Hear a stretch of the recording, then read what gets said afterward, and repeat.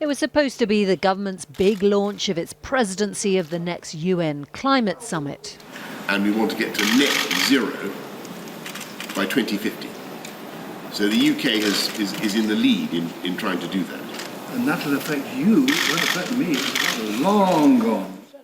But while the Prime Minister was keen to be seen sharing a platform with Sir David Attenborough, awkward questions were getting short shrift.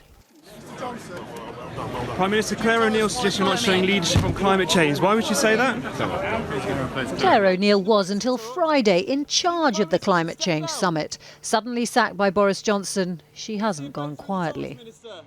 I think my advice to anybody to whom Boris is making promises, whether it is voters, world leaders, ministers, employees, or indeed family members, is to get it in writing, get a lawyer to look at it and make sure the money's in the bank.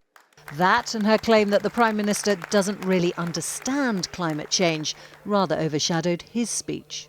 We have to deal with our CO2 emissions, and that is why the UK is calling for us to get to net zero as soon as possible, to get for every country to announce credible targets to get there. That's what we want. There was one policy announcement today, a consultation on selling no new petrol, diesel or even hybrid cars in the UK by 2035, to the consternation of motoring groups.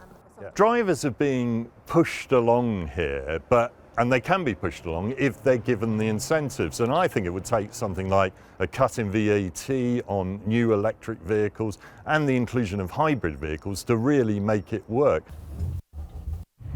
Hail a cab in London today and there's a decent chance that it will be a hybrid. But sales of fully electric cars in general represent a tiny percentage of the total.